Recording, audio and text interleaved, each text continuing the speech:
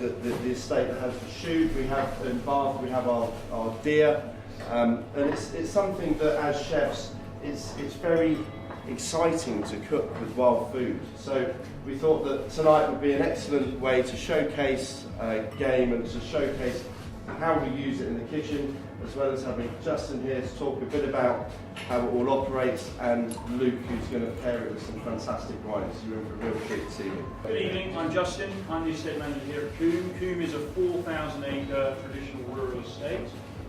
This hotel sits right in the middle of it and remains the mansion house of the estate. Game is actually defined in law in the Wildlife and Countryside Act 1981, and it lists a series of species which can be classed as game, and also species that are classed as vermin. But I think it's fair to say that in terms of this context, anything that is hunted or trapped or shot or caught or on the line or with a net for the purposes of eating it can be classed as game. So that can be pheasants, partridge that you may have seen running around as you drove up the drive. Venison, we've had some lovely venison tonight. Rabbits, hares, and even squirrels. Squirrel kebab's very popular, certainly around Tiverton. But the crucial point here is that game is wild. It is free to roam around the countryside, and it is free range and organic in the truest sense of the terms. There's an element of sport, for want of a better word, in the pursuit and capture of game, and that fact, the fact that game is often produced as a byproduct of leisure, if you like, a day's shooting or stalking, is part of the process that is sometimes portrayed as controversial. For many, it's acceptable, culturally, socially acceptable, to go to a supermarket and buy some food that you may or may not know the origins of. It's wrapped in cellophane, a piece of chicken or pork, but that to some, going out and shooting or catching a wild animal, taking it home, plucking it, processing it, drawing it and eating it, is not. It's sort of, we've lost that connection with wild game, and we've relied on agricultural production. So the thought that this wonderful meat might be the product of somebody actually enjoying the thrill of the chase or the hunt or the process of shooting a bird out of the sky is considered by many to be unpalatable. I think, and often is portrayed as such in the media. And this evening, we hope that we can demonstrate to you that game is extremely palatable, delicious in fact. On to the food for this evening. So I hope you guys enjoyed the piggy bits, or the canapes as we call them.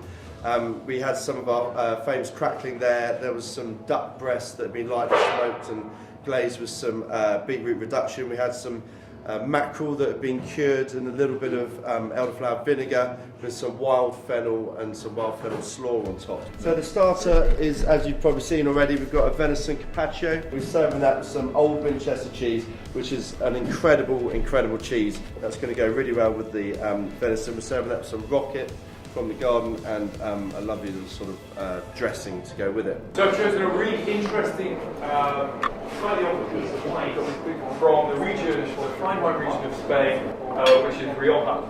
Now, I'm sure we've all heard of red, the Rioja. I mean, it's very famous, but the wine's only makes up a really small proportion, probably 10% of the region. Now, there's so many different sort of styles that we find in Rioja, so many different producers, but I've gone for one of probably the most famous and most traditional producers. So it's a bodega called Bodega Lopez de Heredia,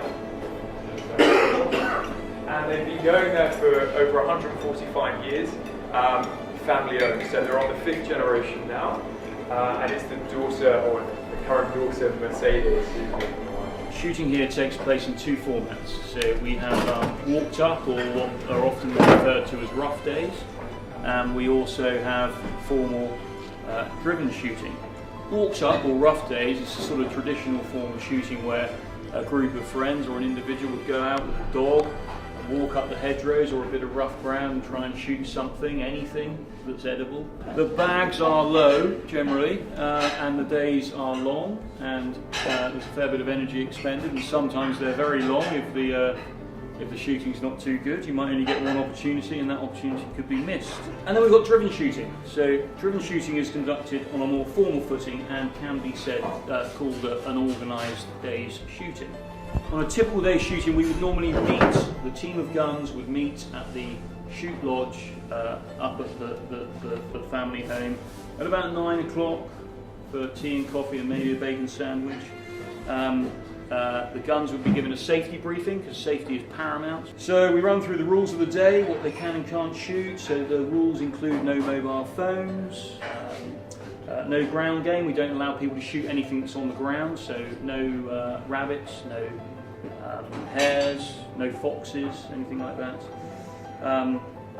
We explain to people how we signal the start of the drive and how we signal the end of the drive.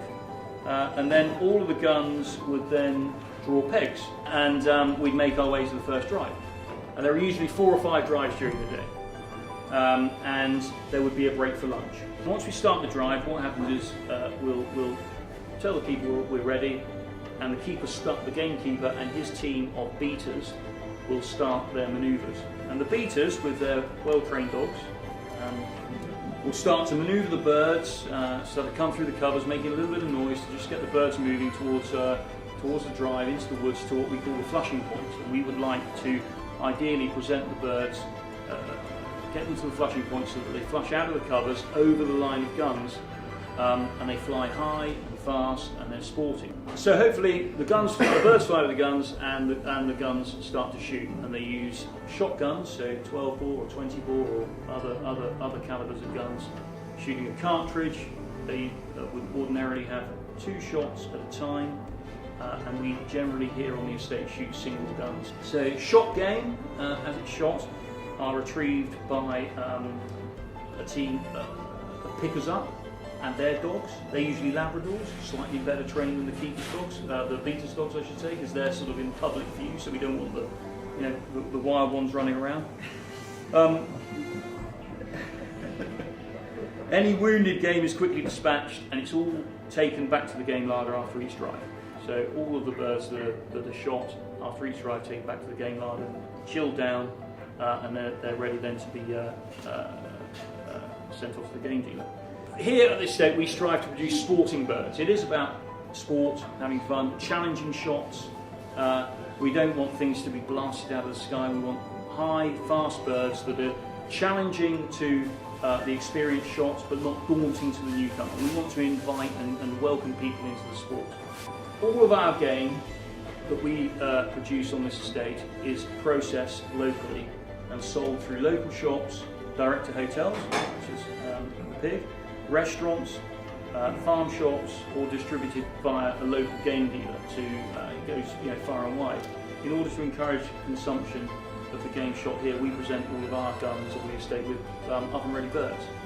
So they're processed by a local game dealer, plucked and dressed, sent back to us, and we would offer guns, oven-ready birds. They can of course take as many birds in the feather home as they like, if they want to do that, but they will all be offered a brace of oven-ready birds. So that's a typical day shooting on the estate. What I would add to that is that we've got the keeper, we've got the 8 or 10 guns, we've got myself hosting the days, Richard and Matt hosting the days, but we've also got a big team of beaters and a big team of pickers up. We could have as many as 40 or 50 people out on the estate on a day shooting. They all do it for the love of it. They're out in the countryside enjoying themselves, having a social day out with their dogs that they may or may not have trained, and just contributing to the rural economy.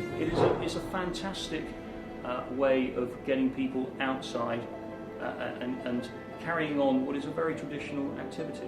Thank you very much.